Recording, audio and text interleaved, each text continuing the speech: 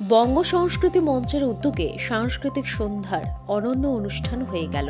গড়িয়ায় আয়োজিত এই অনুষ্ঠানে গান, আবৃত্তি, কবিতা ও নৃত্যে দর্শকদের মনোমুগ্ধ করলেন উপস্থিত শিল্পীরা। পাশাপাশি এদিন গুণীজনদের সম্বর্ধনা জানানো হয়। সমাজে যারা নিজ নিজ ক্ষেত্রে অনন্যতার ছাপ রেখেছেন তাদের সম্বর্ধিত করা হয় এদিনে অনুষ্ঠানে প্রধান অতিথি রূপে উপস্থিত ছিলেন শিক্ষাবিদ ও বঙ্গ সংস্কৃতি মঞ্চের সভাপতি পবিত্র সরকার। এছাড়া উপস্থিত ছিলেন বিশিষ্ট সঙ্গীত শিল্পী অমিত গাঙ্গুলি, বিশিষ্ট লোকসঙ্গীত শিল্পী ও সঙ্গীত পরিচালক শুভাশিস দাস শর্মা, বিশিষ্ট কবি সুমন সোম, সেলিব্রিটি প্রমোটার বাবুতাই ঘোষ, অরিন্দম বোস। মূলত বঙ্গ সংস্কৃতি মঞ্চের রাজ্য সম্পাদক ফিরোজ হোসেনের উদ্যোগে এই অনুষ্ঠানের আয়োজন করা হয়। বহু শিল্পী আছেন যাদের যোগ্যতা আছে অথচ তাদের প্রতিভা মেলে ধরার সুযোগ পান না। তাদের মঞ্চ করে দিতেই তাদের এহেন উদ্যোগ বলে জানান আয়োজকরা।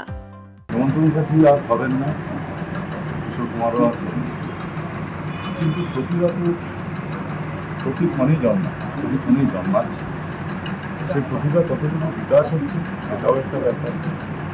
কিন্তু প্রতিভা সকলেরই আছে, প্রতিভাকে ঠিক করে তুলে নিয়ে আসতে হবে। আর যেটা আমি প্রথমেই বললাম, শিক্ষা আমাদের খুব দরকার। শিক্ষায় আমরা অনেকটা এগিয়ে যেতে পারবো। আর বাংলা ভাষাকে পৃথিবীর কাছে তুলে ধরব, এটা অনেক আগে থেকেই হয়ে আসছে। এখনও আমরা চেষ্টা করে যাচ্ছি এবং আগামীও সেই চেষ্টা করব। আমার তো সবসময় ভালো লাগে বঙ্গ সংস্কৃতি মঞ্চের অনুষ্ঠান অনেকদিন থেকেই হচ্ছে, ফিরোজ এর মূল প্রেরণা। আমি ওর সঙ্গে আছি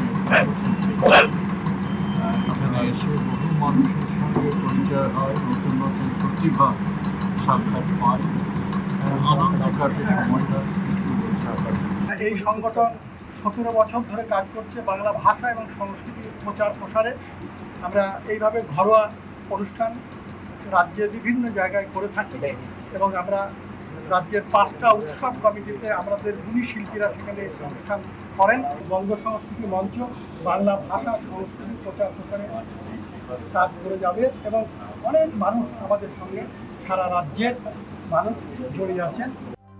এদিন বঙ্গ সংস্কৃতি মঞ্চের সদস্যরা গান, আবৃত্তি, কবিতা ও নৃত্য পরিবেশন করেন। আগামী দিনে আরো বড় আকারের এই অনুষ্ঠানের আয়োজন করতে চান বলেও জানান। Bureau report, channel 10।